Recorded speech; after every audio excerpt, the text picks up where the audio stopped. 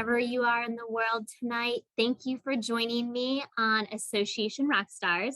Surprise, Amy Hager here. Lowell was not able to make it. He's not feeling the greatest. And so I wanted to step in and make sure that we could still bring Bobby's interview to you all this evening. And so if we haven't met before, my name is Amy Hager. I am a strategy advisor here at Vista Cova, and we are partnering with organizations on strategy, vision, and governance.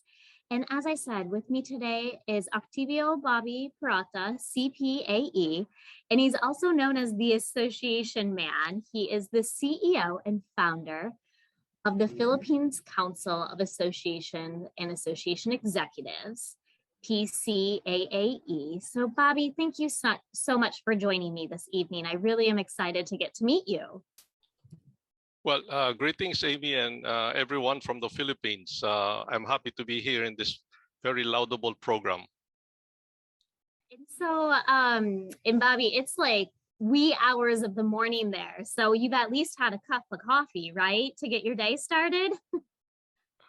Yeah, but you're already on daylight savings time. So it's 8 o'clock in the morning. So it's not so early. Not as bad. That's not as bad. Well, right. I think how I would like to start our interview tonight is, we really believe here at Association Rockstars that everybody has a superpower. And so what is one superpower that you can share with us to kick us off tonight? Wow, superpower. When you talk about superpower, it reminds me about superheroes. And first off, I would like to say, and I believe that association leaders and professionals are heroes themselves. And thanks to Association Rockstar for having a platform to celebrate this. So superpower, perhaps I can relate to Peter Parker, aka the Spider-Man, if you know him. So Peter, of course, I don't have the superpower of climbing walls, shooting webs, or healing ability, but not many people know that Peter Parker has this spider sense. So spider sense means it's an intuition, sixth sense, if you will, or an ESP, extrasensory perception, that he uses to be able to foresee if danger is coming. So to a lesser extent, of course, I have also this ESP. And as I mentioned, I'm very fond of using acronyms. So maybe I'll shoot some acronyms during this interview. But my ESP is like energy to spot or see project ideas and opportunities. So it works like this. For example, I attend a meeting, I attend a conference. So I pick up an idea, especially an idea that I can use for the association, for my association. So I'll leave it at the back of my mind.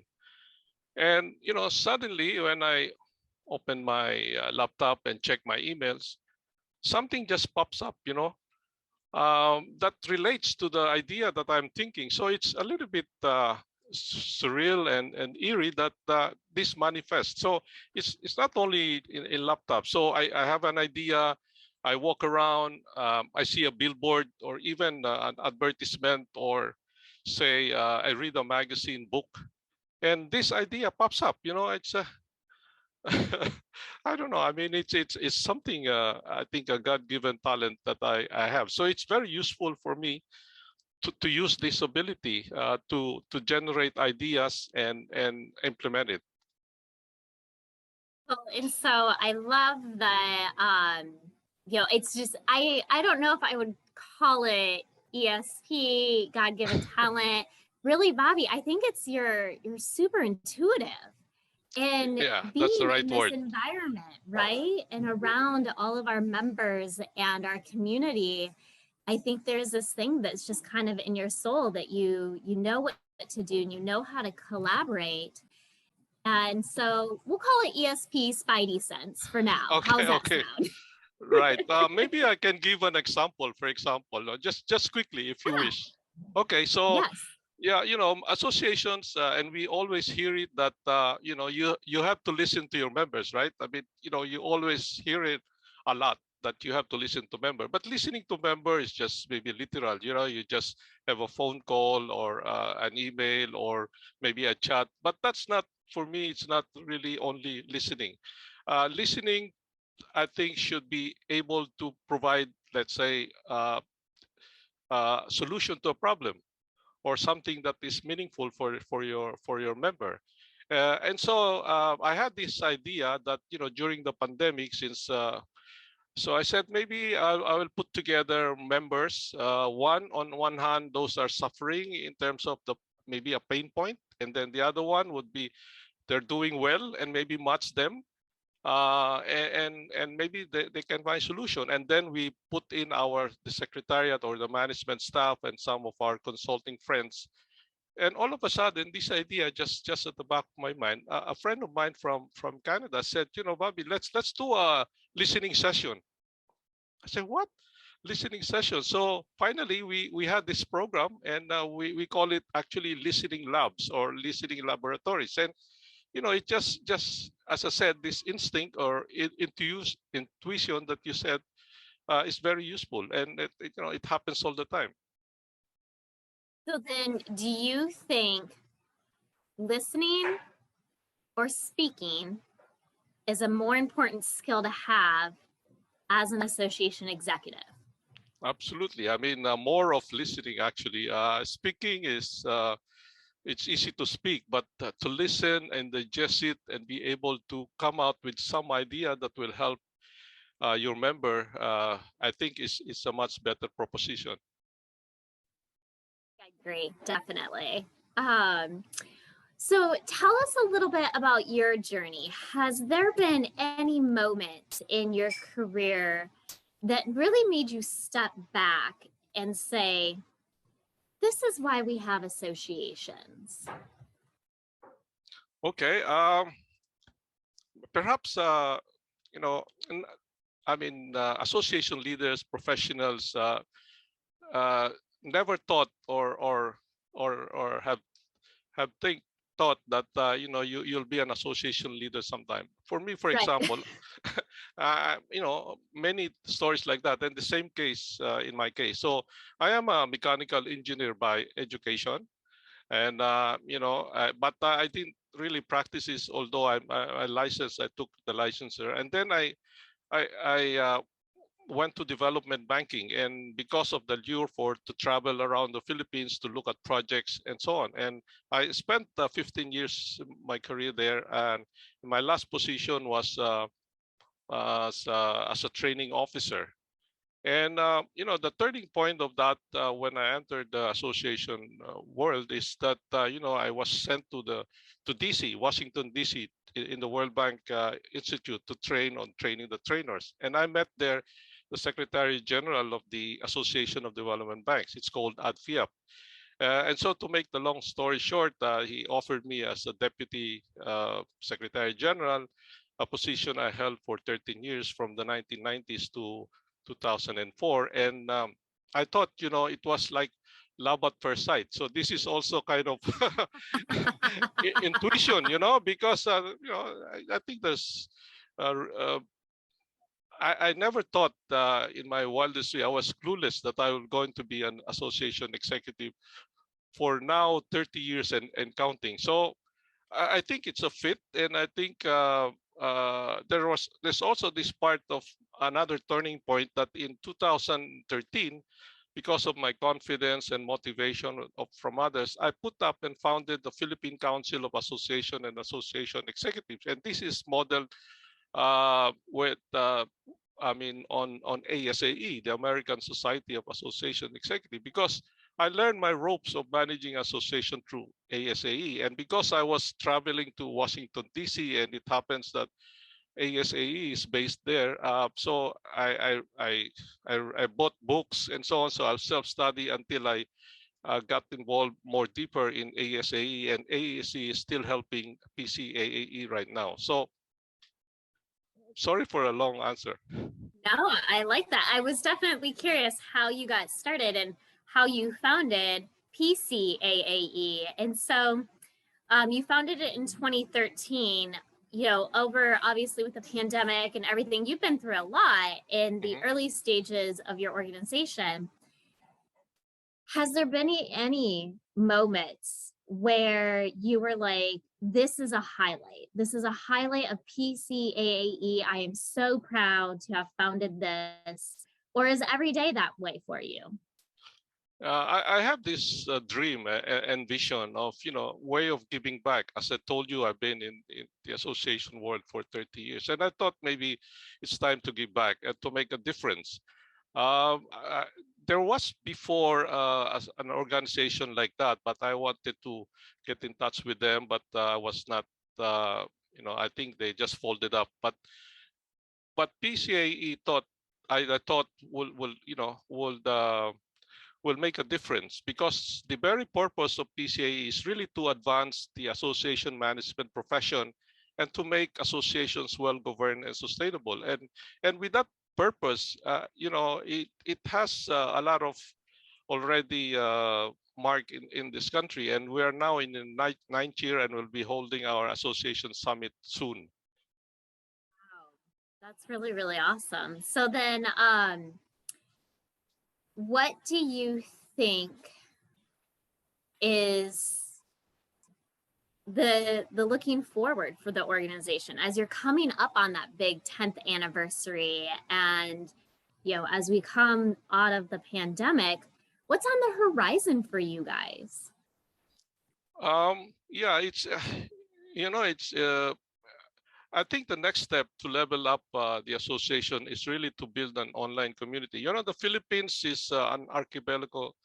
It's an archipelago, 7,000 plus islands, and quite different to reach out. Our members currently are about 100 plus, 150 plus associations, and they're based here in Metro Manila. But there are so many cities out there, provinces out there in the Philippines. So we would like to reach them out, and the one that will bring us to that level is to build an online community. So that even the millennials, can be interested. As you know, they are digital natives, and I think it's time for the millennials to come in to the association, and they are our leaders for the future. Well, and I think that kind of leads me to my next question.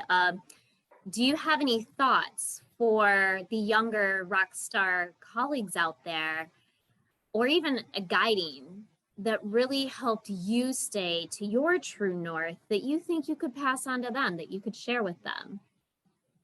Now I'll start my acronyms, Amy. So I call it Rockstars Association. Rockstars should be the best. So best, like the best. So best is like be as for be the best person you are. That's B. E is to energize others through your leadership, through your charisma. S is to set a good example, in your leadership role. And T is to be true to your word, because for me, integrity and credibility is your passport to success. So be the best you can be. That's my reply to your question. I love that. And that's just a new take on being the best that you can be. And I love that you are putting things to acronyms. It's just so much easier to remember. I know. But can I ask you a question just to test you? Well, can I reverse? No, it's just about acronyms. So for example, can you, in 10 seconds, I'll give you 3 more seconds because that's 7. Can you name the 7 colors of the rainbow? In 10 seconds. 7 colors of the rainbow. Yes. In 10 seconds. Yes. I give you 3 more seconds. Is it RGB? Oh, what is it? I can't remember the acronym. So it's really bad. No, it's okay. It's Roy GB, right? So red, orange, yellow, Roy green, GB. Yeah, blue, indigo, and violet. So it helps. So anyway, I'm sorry to digress. I'm the one that's supposed to be asking questions here. I know. I'm sorry about that, but I'm really tempted to test my skill on acronyms. So Maybe that's also my Love ESP. it.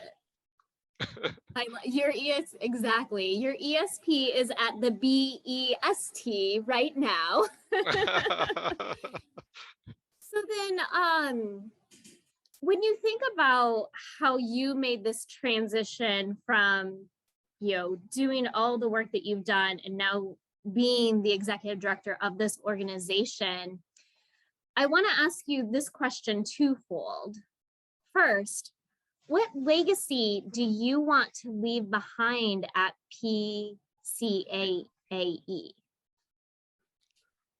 Wow, that's a tough one. But normally, or when you say legacy, it's someone else other than you will tell it. But let me answer you in two ways. First, another acronym. I don't want to be sounding boring, but legacy as an acronym. So it goes like this: live, enjoy, give, and commit yourself. So legacy to your life's calling and purpose. So that's part one of my answer. But the second part is really someone should talk about your legacy. And my ESP again activated over the weekend. I received an email from a friend that has been quiet for some time, and he sent me an email because he read an interview of me in another magazine that talks about the association man, and so maybe I'll read it. So it's a small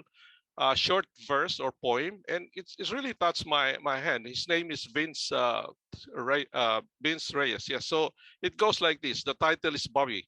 Bobby, that's my name. So it says, this Bobby I know seeks no glory, just wholehearted service to humanity. And for this, he is recognized, unsurprisingly. What a joy and blessing to PCAE and to society. Isn't that nice, That is so nice. I love when you get such a great email that describes you so well and that Right, impact that we're making on so many people's lives. right. Yeah, it's really touching. And as I said, association leaders like us, professionals, those working in association, are really heroes themselves. And I go back to your superpower, and I think we have the association Rockstars are really the power behind society, if I may say that. I think you're 100% right, Bobby. And I think that is a great way to kind of sum up our interview today. And I do want to say, I'm changing your superpower. It is not Superman. It is acronym man. Yeah, you can call me from association man to acronym man. Maybe, yeah, why not? It's just, yeah, I think we need to change it. Yes. It's official. Thank you so much for having me, Amy, and wish Lowell all the best. And we'll see you soon, I suppose. Definitely. And thank you all for joining us. As you come back and make comments in this feed, Bobby and I will be back to answer any other questions that you have. And if you have any suggestions for other association rock stars you'd love to see on our show, feel free to send those our way. And until next time, hopefully Lowell will be back. But until then, Association Rock On.